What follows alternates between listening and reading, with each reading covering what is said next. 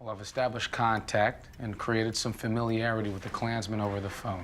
I'll continue in that role, but I'll need another officer, surprise, surprise, a white officer to play me when they meet face to face. That's my point exactly. Chief, black Ron Stallworth over the phone, white Ron Stallworth face to face, so there becomes a combined Ron Stallworth. Can you do that? I believe we can with the right white man. We can do anything. Well, hello, everybody. Hi.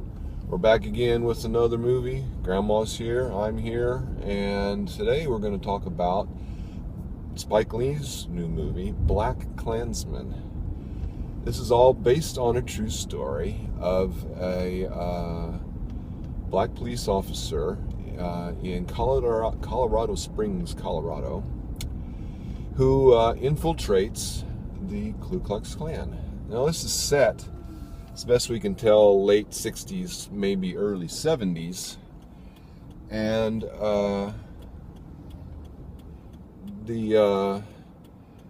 what he does is that he talks to this black police officer talks to the Klan on the phone himself, but he has this white police officer go and talk to them in person, and so it's sort of a two-person job to do this.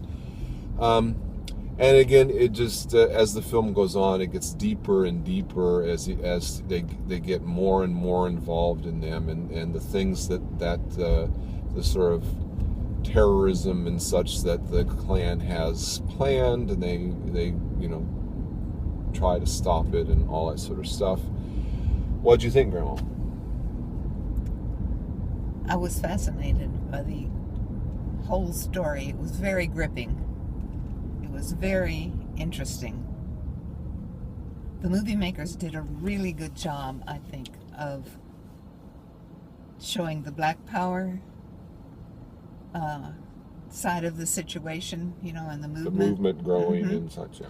And the white power that was resisting that.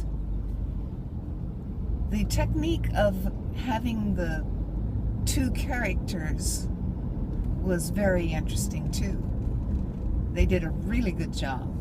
Each one of them, the one on the phone and the one who appeared in person, they did a really good job of following their undercover investigation. And just to take it to another level, again, the white police officer is actually Jewish. So again, the Klan was just tearing apart the Jewish people as well. They were very, very derogatory and negative too. I hadn't really remembered that, because we all remember the KKK as being so anti-African American. Mm-hmm. I had forgotten they were so also anti-Jewish.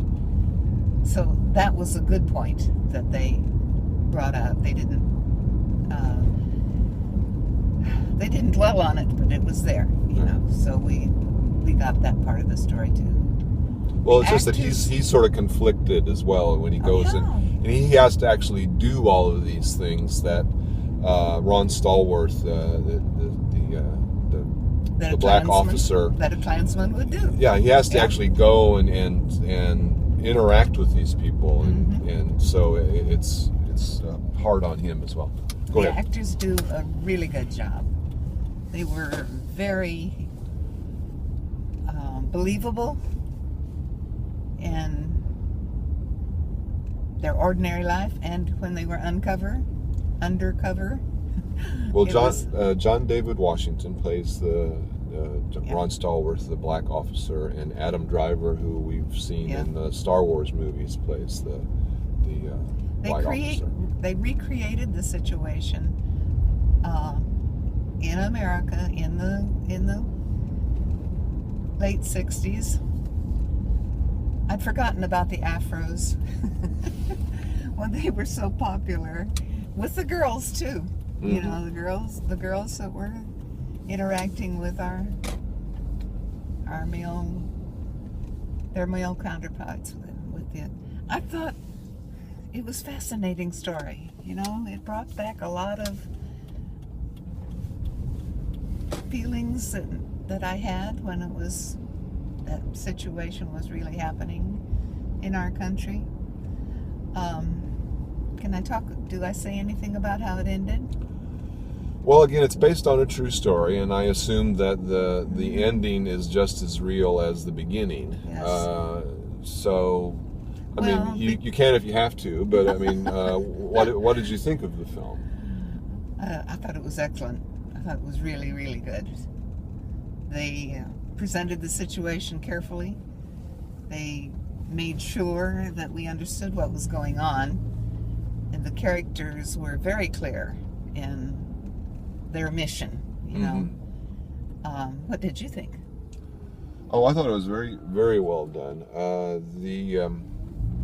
Again, as you say, that they got the time period down very well. All of the you know, the costumes and characters and the setting and everything was all very you know, very 60s, 70s ish. It was. Some of the more powerful, a couple of the more powerful scenes that they had were when they had this speech of Stokely Carmichael to the Black Student Union there at the college in Colorado, and I'm assuming it was a real speech of his because there were so many speeches, many speeches of his out there that you can recreate verbatim.